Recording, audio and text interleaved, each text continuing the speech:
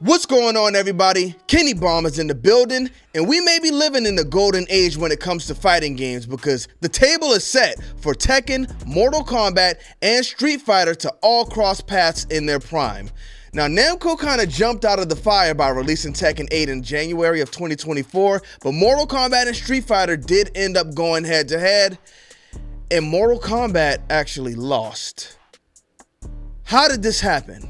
Well, let's talk about it. But let me know how you feel about this. Is Street Fighter 6 really better than Mortal Kombat 1? Let me know in the comment section. But don't forget to smash that subscribe button if you don't want to miss any updates on all of your favorite games. Now let's get into it.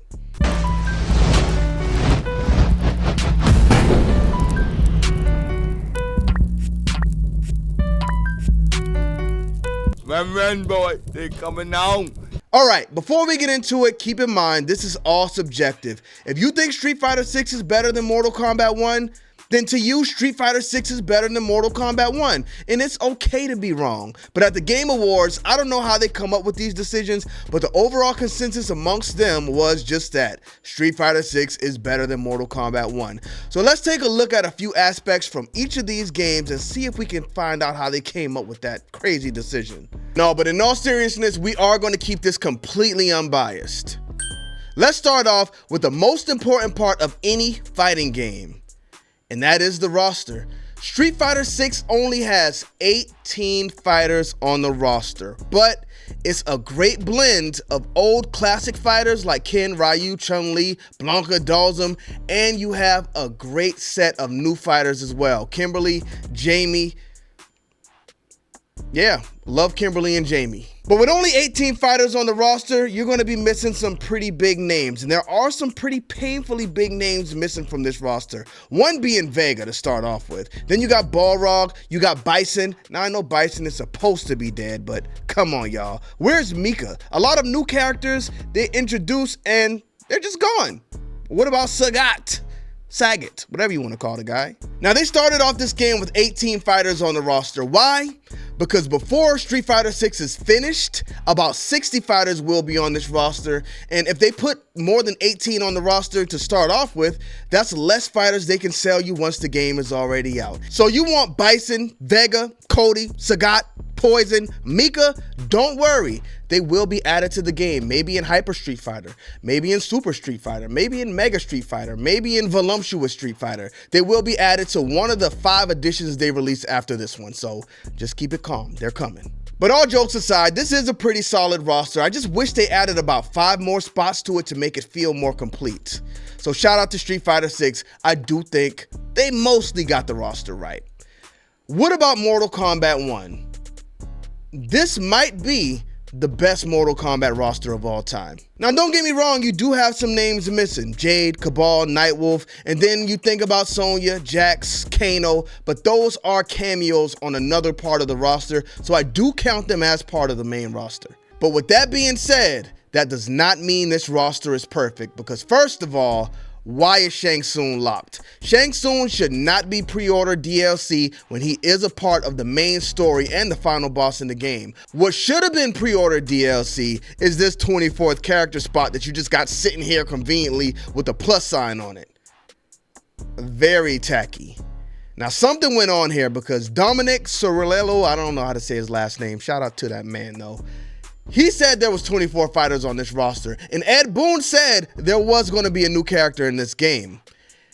That's another topic for another day we'll be talking about because I did find that video. And then you got Havoc locked behind the story, which is fine, but I thought there was going to be something big that happened for us to get Havoc unlocked, but spoiler alert, there was not. But you got all of your classic fighters here. You got Sub-Zero, you got Scorpion, you got Reptile, you got Raiden, you got Liu Kang. All of the classics did return for this game, but there was no new fighters. Some might look at that as a good thing, some might look at it as a bad thing. Shout out to Gears, but the new fighters never really return anyway.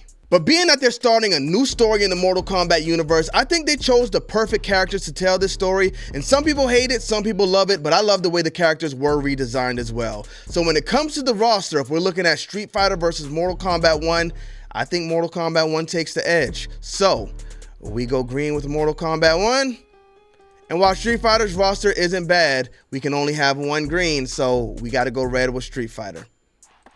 Next up, we're going to take a look at another important aspect of the game for a lot of people. Not me personally, but this is something I see people talk about a lot, and that is the online aspect of Mortal Kombat 1 versus Street Fighter 6. Now, the online system in Mortal Kombat 1 is very simple. You click online, you click casual, you click King of the Hill, or you click Combat League. Voila, you're in. Playing matches that quick. But players have been complaining because online is bare bones in Mortal Kombat, and they've been asking for a lot of features to be added. To name a few, people want lobbies.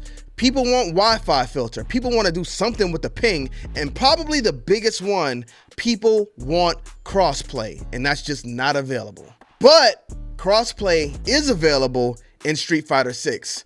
The folks at Capcom took their time and put a lot of work into the online system in Street Fighter 6. You got this big room where you got a lot of different players just in there doing it up. You want to jump in and just play some matches? You can do that. You want to chill in the lobby with other players? You can do that too. You want to sit there and spectate some matches to maybe learn some tricks or just watch your friends play? You can do that too, which is very helpful if you're trying to run a tournament. Not only that, do you want to create your own character and take them into that online lobby? You can do that as well. So when it comes to the online aspect of things, Street Fighter just blows Mortal Kombat out of the water. Now again, I don't play online too often, but if I do play online, I want to jump right in and play. So the online system in Mortal Kombat works a lot better for me, but just with the options you got in Street Fighter, you can't deny that. So if we're judging online on these games, there is absolutely no way you can turn down Street Fighter because they did something really amazing with their battle hub. So Street Fighter wins round 2. Round 3, we just mentioned creating your own character in Street Fighter. That brings us to our additional mode. Street Fighter introduced World Tour mode in Street Fighter 6. They finally took a risk, they finally took a chance, and they finally tried to reinvent things and add more to the world of Street Fighter. And while World Tour wasn't really a smash, it was definitely something special. For one, as mentioned previously, you can create your own fighter that you can play with anywhere. And it's not just a creative fighter system they just threw in there. This create a fighter system is actually really good. If you go look up some created fighters from Street Fighter 6 online, you'll see that you can actually create people and they'll look like the people you want to create. So that's not an easy task to pull off because I played a lot of games with creative fighter systems or creative wrestlers that are just really bad. And I'm surprised Capcom got this in there for the first time and they actually nailed it. Now the World Tour mode itself, again, doesn't really set, the game on fire, but they tried it. You can actually get in this world and interact with different characters. A lot of the OG characters learn their different moves and create your fighter with those moves from the characters you learn.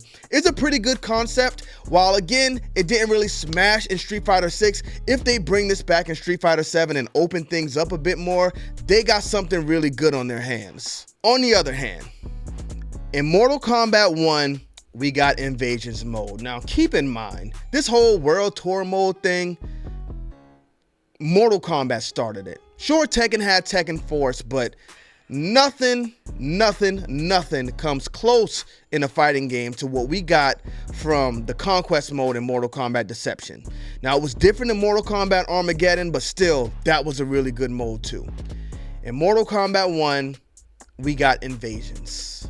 Now, I don't know why we got Invasions. I don't know if there were time constraints or they really wanted to focus on just getting these things updated every few months, every 6 weeks, I believe it is. But it kind of missed the mark. We look at what we got in Mortal Kombat 11 from the Crypt. And that looked like the start of something great. Just like I said, the World Tour mode in Street Fighter 6 is okay, but it would be really good in Street Fighter 7. I strongly believe if they modeled Invasions after what we got with the Crypt in Mortal Kombat 11, we wouldn't even be having this conversation today. But I think Invasions, it was a big blow to the quality of Mortal Kombat 1. Now, to be fair, Season 2 was a lot better than what we got in Season 1. And if they keep improving and building on this mode, then we could end up with something good. I just don't think it'll ever be something great as the Crypt we got in Mortal Kombat 11. So when it comes to Invasions versus World Tour mode, I'm gonna have to go red on Invasions. World Tour mode really has the advantage here because it's new and they took a chance and did something different, and what they did wasn't really bad at all. So we got to give it to Street Fighter there as well. Now, number 4 is the story.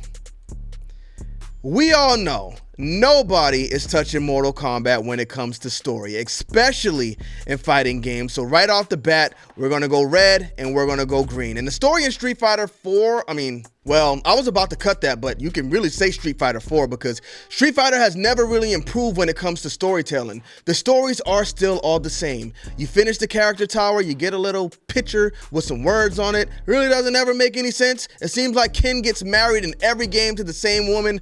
I don't know what's going on with the story in Street Fighter. It's not easy to keep up with, and I think they do need to kind of improve on the way they tell their stories. Now, World Tour mode didn't really tell a story. It was kind of telling the story of your created character. Really didn't get too much of story out of that, but even in these fighting games, story is very important to a lot of people, and I couldn't really get drawn into Street Fighter 6 because it wasn't really telling me a good story that I needed. I think I only completed the game with like Ryu and Ken, and then I went to World Tour mode, still wasn't getting any story out of that, so I jumped right out of it. Tekken used to be the best at telling stories until Mortal Kombat leveled up. Now, nobody's even coming close to telling stories like they are in the Mortal Kombat universe, so that's an easy win for Mortal Kombat.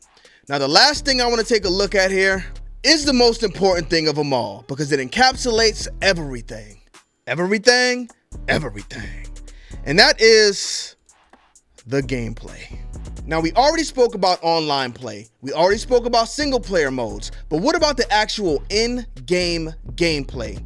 Street Fighter remains largely untouched. It feels just like it felt since Street Fighter 4, in my honest opinion. A few minor tweaks to the system, a few minor updates, but largely it just feels like Street Fighter has felt for the last few games. Mortal Kombat 1 completely changed the game. But is that a good thing or is that a bad thing? In Mortal Kombat 1, they introduced cameos. Some people love the cameos, some people hate the cameos. But what they did was force the cameos on players. So whether you hate them or you love them, you're gonna use them. Or you're just gonna be like me and not use them. And the person you're playing against is gonna have a big advantage. Now, I understand they took away 1 versus 1 because they didn't want people just not using the cameos that they worked hard to get in the game. But you're punishing, I'd say at this point, listening to feedback, about half of the players who play the game. So were cameos a good idea? I say yes, because the way combos work in Mortal Kombat 1, when you can call in your cameo to extend that combo, it's a thing of beauty, but everybody can't do that. So were cameos a big gift to a lot of Mortal Kombat 1 players? Yes, they absolutely were. But it was also a big curse to Mortal Kombat in general, because I think removing 1 versus 1 is the main reason we're having this conversation today. But every time we get a new Mortal Kombat game, the fighting system changes. And I will say, the fighting in Mortal Kombat 1 does feel better than it felt in Mortal Kombat 11. But those cameos add a wrinkle to that fighting system that could hurt it for a lot of people. So when it comes to gameplay, it's going to be a toss-up. Maybe more people on that Game Awards committee don't like cameos. And that's the reason Mortal Kombat took that fall. Personally, I'm more of a 1 versus 1 guy myself. So when it comes to gameplay, I'm going to say I got to go with the traditional style of Street Fighter 6. Now, Mortal Kombat 1, I would rather play any day, every day, because again, when I'm playing, I'm just not using the cameos. But the guy I'm playing against is always going to throw out his cameos to extend his combos, and I'm like, here this guy goes. Now you're in trouble. So overall, I think if they put that 1 versus 1 back in Mortal Kombat, then I would definitely give Mortal Kombat the edge. But until then, unfortunately, I see why it went to Street Fighter.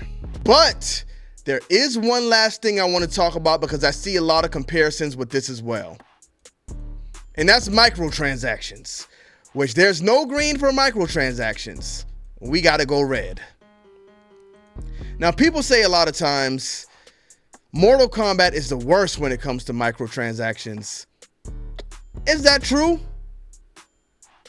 It really depends on what you're looking at, because if you think that's the case, then I honestly don't know what you're looking at, because the microtransactions are also terrible in Street Fighter. Which game has worse microtransactions? If you ask me, it doesn't matter because it's terrible in both.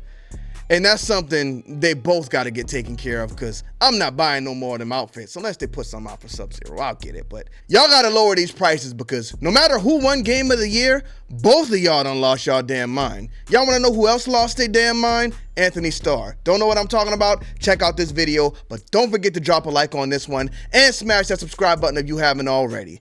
We took the L this time, but we coming back. Bomb Squad, let's get to that.